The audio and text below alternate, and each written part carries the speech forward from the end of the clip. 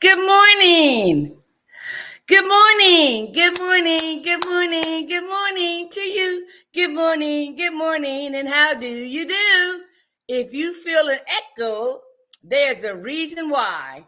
Because wouldn't inquiring minds want to know? But welcome to the Free to Hope conversation with Edwina B, known as affectionately, yes, and authentically, and right, transparently, Miss Cuckoo for Cocoa Pops. That's right. I love it. I love it. Why? Because my creator, who I choose to call God, and my Lord and Savior Jesus Christ and the Holy Spirit all in one, said, rise this morning, Edwina. There is something I need you to do. There is someone I need you to touch. Therefore, rise, my child, rise, so that you can be of service to me and helping one more of my children. That's what my mama would say every morning. Every morning. Where's my earring? Every morning, wake up, wake up. It's time to go to school. It's time to go to school. So I thank my God for allowing me to be chosen this day that I will never, ever, ever see again. And you know what? This is going to be a problem. So I'm going to take both earrings off and come to you as naturally and transparently and authentically as I possibly can. Remove the burden, okay? As AJ Harding talked about this morning, self inventory. My dentures don't make me, my earrings don't make me. As a matter of fact, this is only the vessel. What makes me is my God given spirit when I demonstrate the fruit of the spirit. That what makes me. And I'm so glad that I was chosen this morning. So, y'all know what Free to Hope stands for, right?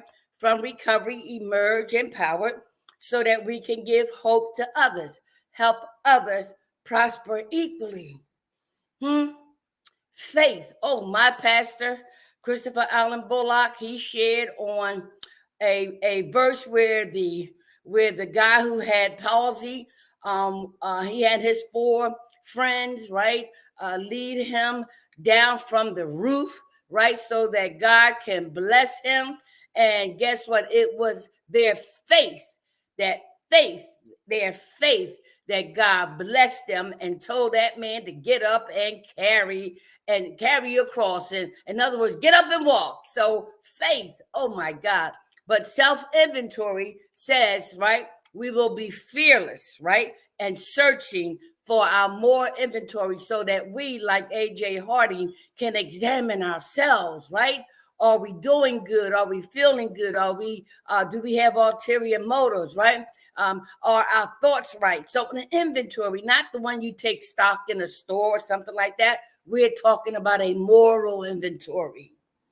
Instead of pointing the finger at other people, you got three and a thumb pointing back at you. All right. So thank you, AJ Hardy and my pastor, for a awesome message this past weekend and with AJ Harding this morning. Now, you know his event is coming up next month, and I'm trying to get some tickets so that our gentlemen and ladies from Divine Light can go. I know the tickets are $30, so if any of y'all want to be a sponsor so that at least 20 to 25 of our males at Divine Light can go, please inbox me, okay? They would love to hear the messages coming from this awesome event with AJ Harding, okay? All right, so in terms of announcements, just let me get them out the way. Again, Don Thomas and his wife will be here at the beginning of the month. I shared that with you the other day, and so just to let y'all know that we will be coming to you with some more and creative and innovative programs and talk shows and she empowerment, he empowerment. I'm just saying the list goes on and on because Dr. Benjamin Trimby Brown, right, passed me the torch, and Don and Lyric are by my side so we can relaunch CCC. So stay tuned for more information. All right. Just another quick announcement. You know that divine light is wintertime now. It's getting cold. And people who suffer from substance abuse disorders, they can come to divine light and they can get treatment and recovery. They can also, if they're homeless, receive housing as well. So call us at 302-468-4530. Better yet, go to divine-light.net and you can see the various facilities we have in Philadelphia, Maryland, and here in Wilmington. We want to save a life, okay? The other announcement I want to make very briefly is that Divine Light is still looking for some staff, a part-time outpatient therapist, counselor to do IOP hours in the evening as well. We have part-time driver positions available. So guess what? Come to Divine Light. Just the name should inspire you to check us out. All right. So let's get back to our topic today.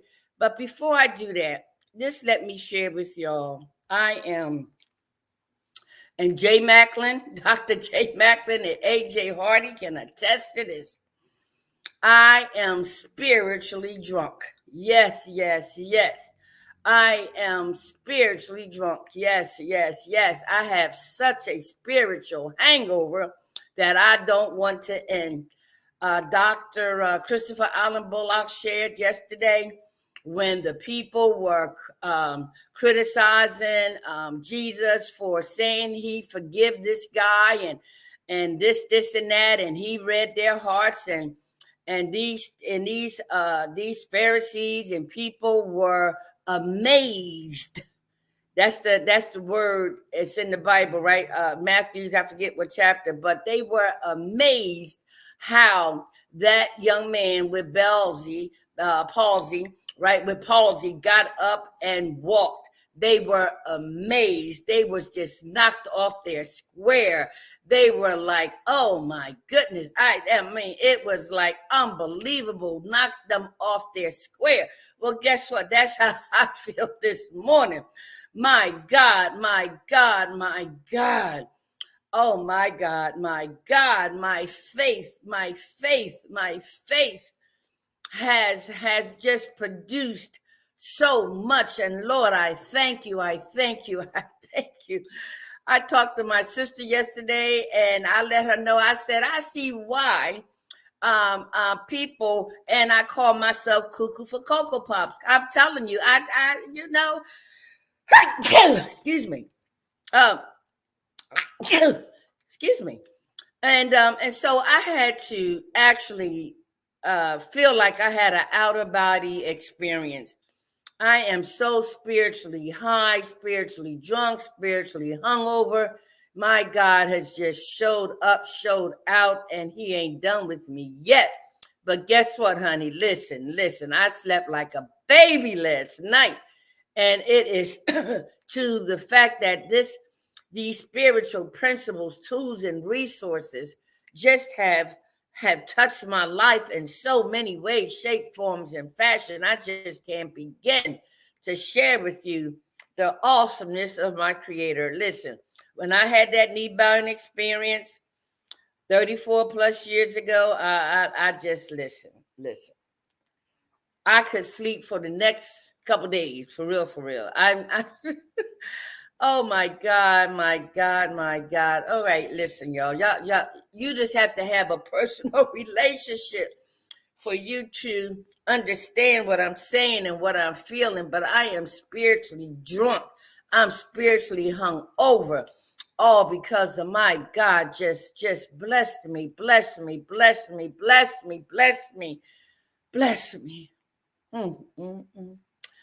Woo! When I say I am not intimidated by no man, I am not. When I tell you that I have all faith in my higher power, even as it falls short sometimes. But he says, listen, didn't I tell you who I am? Didn't I tell you who you are to me? And so guess what? Get up, because I got more people for you to touch. Amen, amen. Hey, Lovey, how you doing, boo? Listen. Hey, Lovey, have you ever had A spiritual hangover? Oh my God, I got to take a drink of coffee. Help and wake me up, maybe. I don't know. But then again, who needs to wake up from a spiritual high, right? All right, so let's get into our topic today. All right, here we go. Now, the reading today, as you know, we are in the 10th step of our 12-step program that's entitled uh, Continue to Take Personal Inventory, and when we were wrong, promptly admitted it. And this comes from step 10 of the AA spiritual principles. And I utilize their tools and resources to all earthly matters. Okay. So let's see what it says today. Let's see. Okay, let me do it this way. It says an unbroken tradition, right? It says we conceive the survival and spread of Alcoholics Anonymous to be something of far greater importance than the weight we could collectively draw back of any other cause. And this is from 12 Steps and 12 Traditions. I may have to bring this up a little bit better because I can't read it. Okay, here, that's better. And so it says, we conceive the survival and spread of Alcoholics Anonymous to be something of far greater importance than the weight we could collectively throw back of any other cause, from 12 Traditions and 12 Steps. And the person in recovery shares his perspective. He says, how much it means to me that an unbroken tradition of more than half a century is a thread that connects me to Bill W. and Dr. Bob. How much more grounded I feel to be in a fellowship whose aims are constant and unflagging. I am grateful that the energies of AA have never been scattered, but focused instead on our members and on individual sobriety. My beliefs are what make me human. I am free to hold my opinion, but AA's purpose, so clearly stated 50 years ago, now 90 years ago, is for me to keep sober.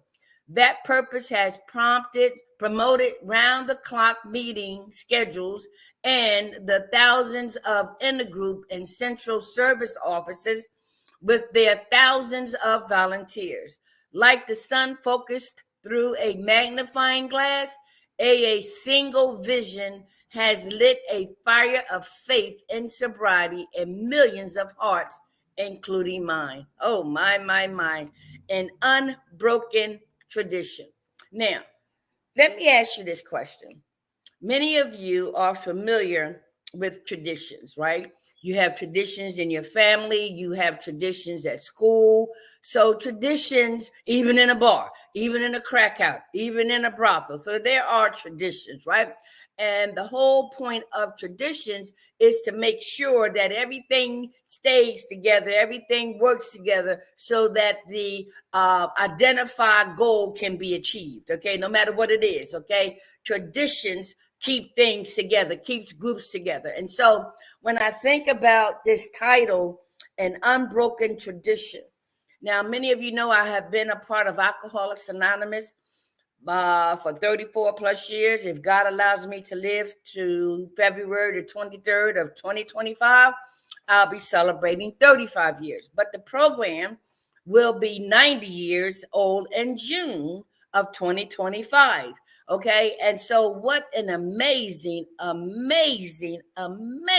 miracle that was divinely inspired by our Creator for Dr. Bob and Bill Wilson, who unknowingly to them helped create something that's been unshakable, a foundation that's been unshakable for nearly 90 years.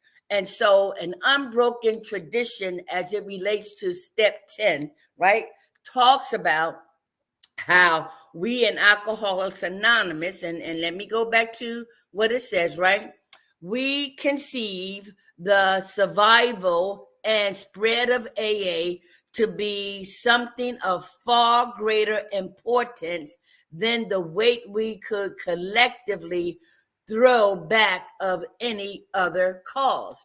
And so for me, what I believe it is saying, let me see. Hey Sean, hey Sean. So when I think about this fellowship that's spiritual in nature, see, that's the difference with the Alcoholics Anonymous program and fellowship.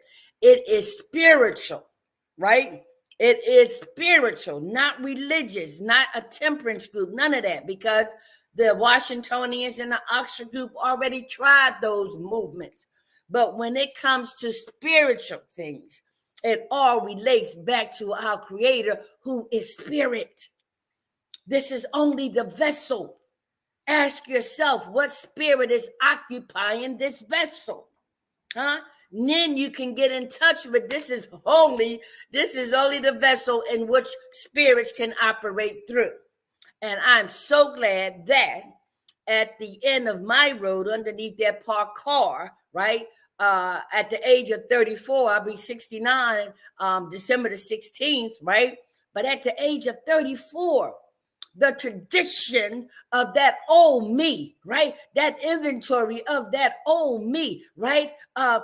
Was diminished, was cut out, was eliminated. Yes, to the point where it was my one and only knee bowing experience.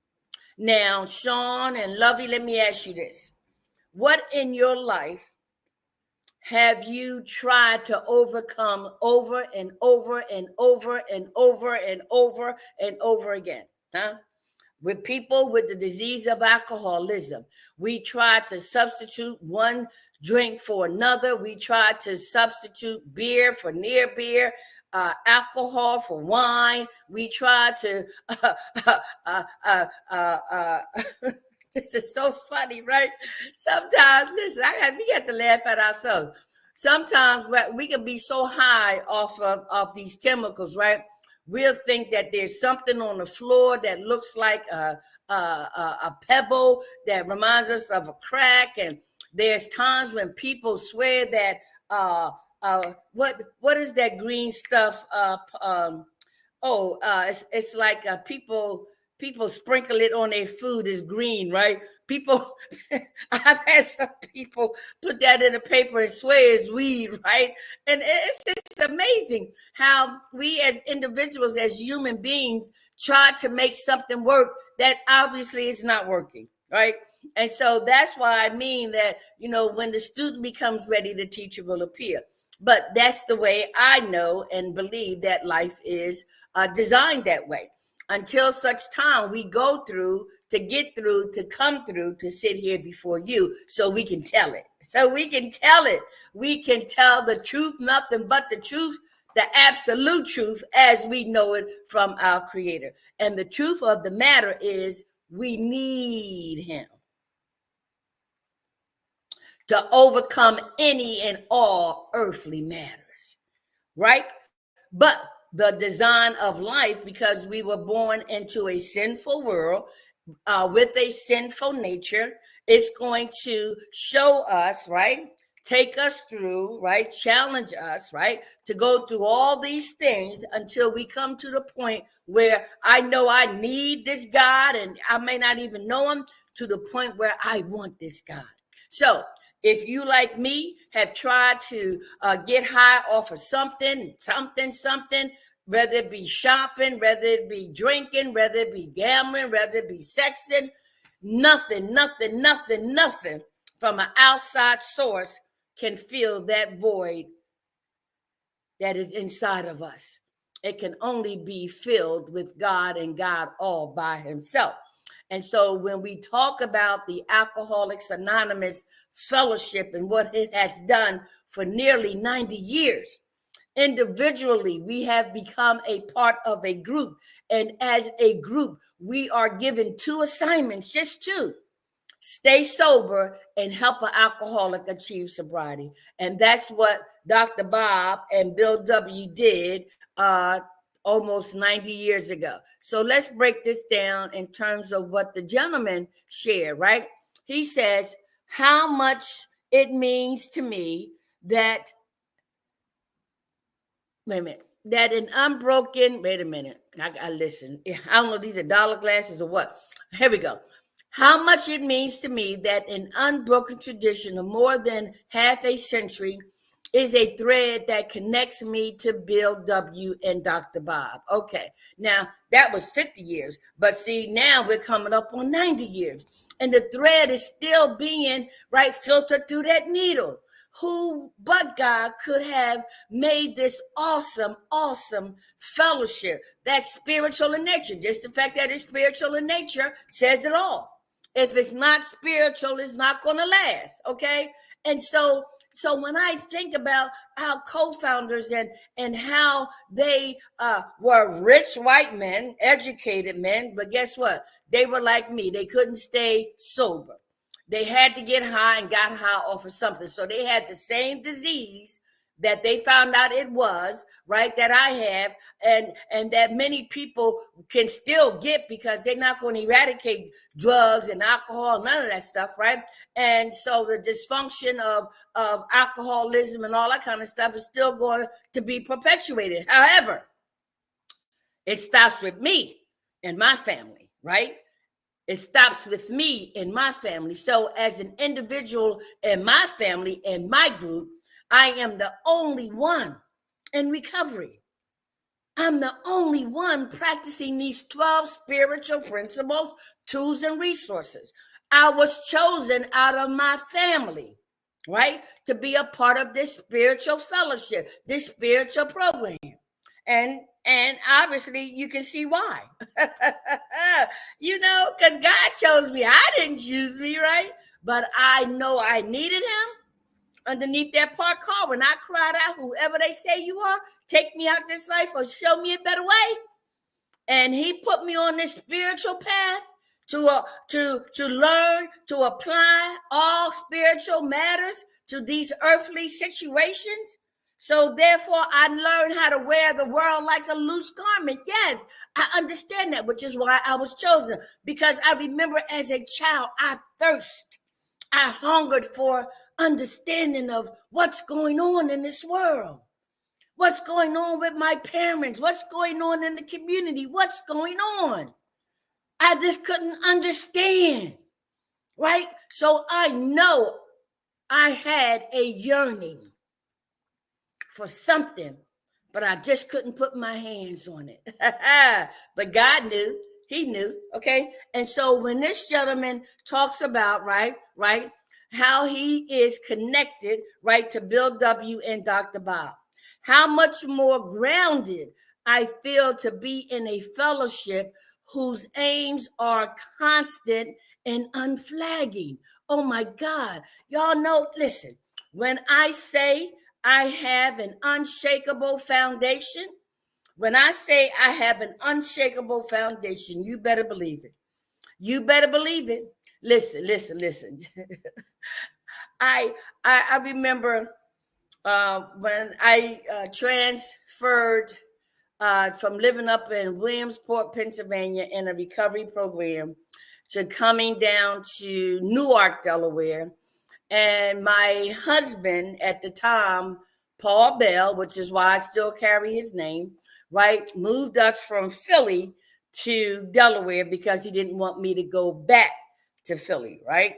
And so I remember being up in Williamsport, they suggested I do a year up there, right, to build a foundation, right, of recovery that's spiritual in nature.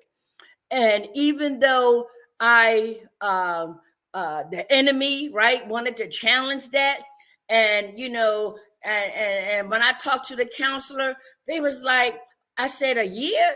She was like, yeah, a year. She said, well, let me ask you this: how long you been getting high? I say 14 years, and she said, oh, okay, I can do a year, right? And also, when they told me you need to make 90 meetings in 90 days, I was like, wow, that's a whole lot of meetings, And she said, well, do me a favor. Can you make a meeting a day for 3 months? I said, yeah, I can do that. So listen, when it was time for me to return to my husband, right, who was a trick of mine while I was prostituting, God saw fit to use him and use me to help each other in unbelievable ways, right? And so, but this is what I'm trying to get to. So when I came down here to visit him, and I went back up to Williamsport, right, because I had not finished my year. I had 9 months, and then I got a call that he had a stroke, and I had to ride down, turn around and ride back down to Delaware. I remember crying. I was like, oh God, he's getting ready to die because he had cancer. Oh, what am I going to do? He's getting ready to die. And what am I going to do? And that voice came and said, Edwina, when you get to Delaware, follow the traditions, go to a meeting, get a sponsor, get a home group, be of service to others. I'm like, no, you don't understand. He's getting ready to die, and I don't know what I'm going to do with it. That voice came back and said, Edwina, when you get to Delaware, go to a meeting, get a sponsor, get a home group, get in service, and you'll be all right. No, you don't understand. He's getting ready to die. That voice came back, bitch. When you get to Delaware, go to a meeting, get a home group, get a sponsor, be of service, and you're going to be all right. Here I go. Okay. Woo! So I go to this meeting down in Newark, and it's full of white people, and that's okay. And there was a black guy in the back of the room, and I talked to Moses a few days ago. I was so glad to hear him. And because I thought they was having a mass, a mass meeting. I don't know. It was in the church, and it was Catholic. And so the guy said, no, that's an AA meeting. I said, no problem. So I go in there, and I'm listening to this lady at the podium. Her name is Barbara B., and she's sharing, and I'm looking around all these people, right? What can they possibly teach me, right? And so I raised my hand afterwards, and I said, listen, I'm from Williamsport. My husband is dying. This, and that. This is what I'm going through. And how could y'all help me? How could y'all possibly help me? And so after the meeting, she said, come here, miss. Come here, honey. Come here. She said, Georgia, come here. She said, honey, what's your name? I said, Edwina. She said, Georgia. She said, Georgia, where do you live? She said, Edwina, where do you live? So she said, Edwina, meet your sponsor. Okay. She said, Tuesday night is woman sober hour, right? And Edwina, I want you there at 7:00. I said, okay. And she said, Friday night, the meeting you're at now, I want you to come here at 8:00 to set up the chairs. And she said, furthermore, on Wednesday, me, Phyllis, Kathy, Barbara is going to come and take you out to dinner. Do you understand? I was like, yes, ma'am. She said, you got that? I said, yes. And I left there with a sponsor, a home group, service work, right? And a date with 4 white women. You see what I mean, y'all? So when that voice came back to me to say, do what you do, traditions, do what you were doing in Williamsport. When you get to Delaware, do the same thing, because Alcoholics Anonymous is unified. You can go around the world and be at home, and I have, right? And so I understand when the guy says, I'm grounded in this fellowship, I have an unshakable foundation. All right, so let's continue. Then he goes on to say, right. I am grateful that the energies of AA have never been scattered, but focused instead on our members and on individual sobriety, right? So listen. Now, I always have to make comparisons, right? When I was in my family, let's say growing up in my family, and I remember wanting to please everybody. I wanted to be liked, and I just wanted to please everybody. And so I I became addicted to attention first, right? And I tried so long to get attention from my dad. But I obtained the PPDs, people pleasing disease, right? And so I was always trying to get people to like me. I mean, I would sell things. I would give them money. I would convince them to play with me, right? And so I was always trying to get the attention of others, right?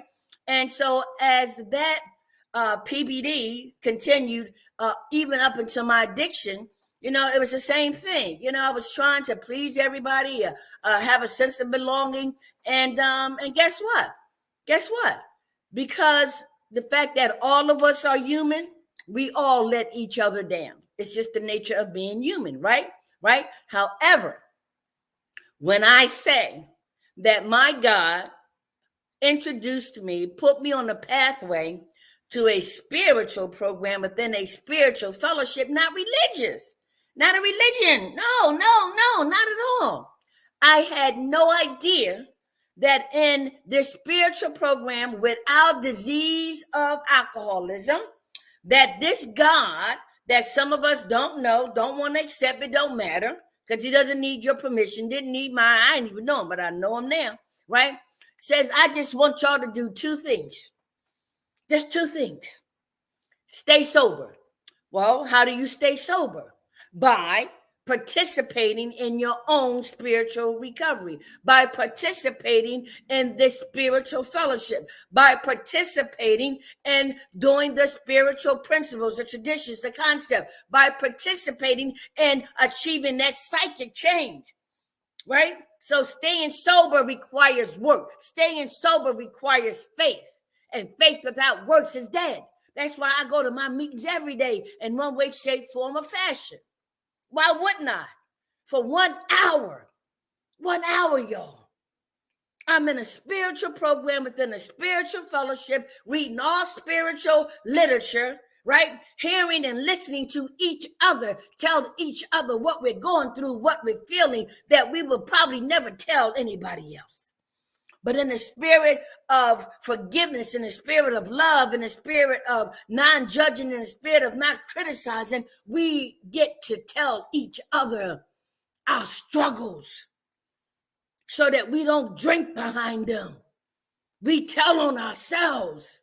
Yes. And so that helps us to stay sober and not drink behind our emotions. So, it rains on the just and the unjust. And so before I got into the fellowship of Alcoholics Anonymous, like you and whatever, we drank over everything. We drank to celebrate. We drank because we got a flat tire. We drank what?